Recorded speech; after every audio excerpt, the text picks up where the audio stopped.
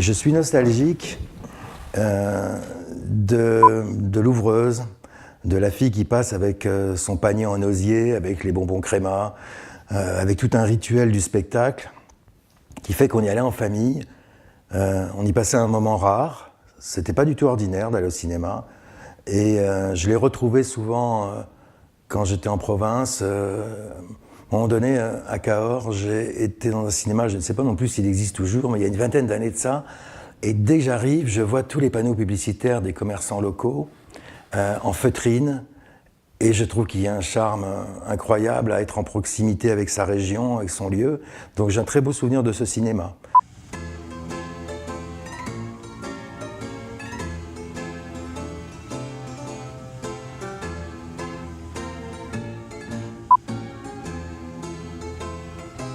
Le cinéma, pour moi, ça a toujours été un lieu, déjà, un théâtre, ou un petit théâtre de marionnettes, ou un théâtre à l'italienne.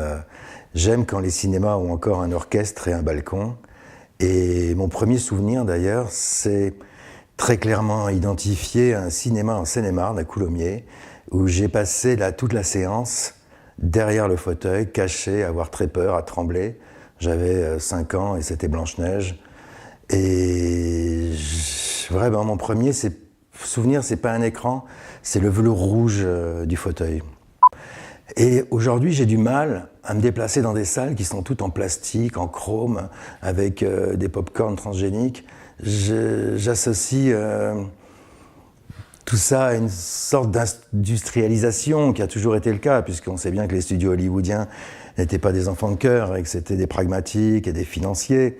Mais aujourd'hui, aller dans ce type de salle, de multiplex, je me sens pas très à l'aise. Autant j'aime pas trop non plus consommer du film dans les robinets à streaming et à replay et même le DVD à la maison, je suis pas très fan.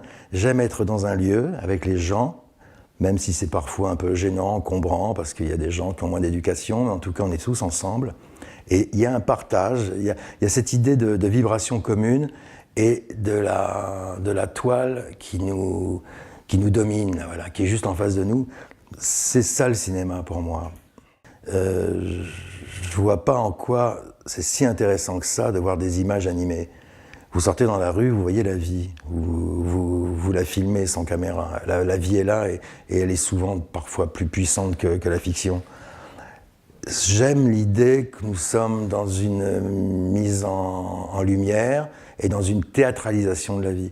Et pour moi, l'écran, c'est fondamental. Je ne me vois pas consommer, comme certains cinéphiles que je fréquente. J'en fréquente beaucoup, qui sont des érudits, des personnages encyclopédiques, quoi. Je les croise et je suis fasciné par leur savoir. Ce sont souvent des hypermnésiques. Ils sont capables de vous donner tel détail, tel moment de dialogue, etc.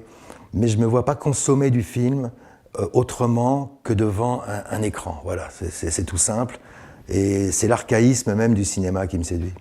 J'ai un très joli souvenir d'une sortie familiale réduite parce que j'avais peu l'occasion de sortir seul avec mon père. Et cette fois-là, il voulait me faire partager un souvenir. Il avait vu Jour de fête de Tati, l'année de sa sortie, à Bordeaux. Donc dans un contexte d'un jeune adolescent du Sud-Ouest, très particulier. Et là, il m'amène à Paris, entre Bastille et République. Il m'amène dans un cinéma dont je me souviens très très bien, et nous nous installons tous les deux, presque la main dans la main, et j'ai ri comme jamais de ma vie, mais j'ai ri de voir mon père rire. C'était ça la grande surprise de Jour de fête. Entre-temps, j'ai revu le film, et je l'ai enfin compris, je l'ai apprécié. C'était une version en plus où on retrouvait les couleurs bleu, blanc, rouge, des drapeaux, enfin c'était une version restaurée, et mon père retrouvait les souvenirs de son enfance, il retrouvait une émotion vécue. Moi, je voyais un aspect de mon père très particulier, et sur son visage, il y avait la lumière de l'écran, et je me tournais sur le côté, et il était vraiment à ma gauche, je me souviens très bien de la salle, et je voyais enfin mon père comme libéré de quelque chose, et j'ai partagé ce moment avec lui, et j'ai jamais revu Tati autrement. En fait, ce que j'aime dans le cinéma, ce sont les ombres, essentiellement, qui sont projetées. Et ces ombres-là, ce sont les émotions, et ce sont souvent les choses qu'on ne se dit pas, Quand on va avec quelqu'un au cinéma, ce que nous donne l'image et l'ombre projetée, c'est ce que nous ne nous sommes pas dit avant ou après. Voilà.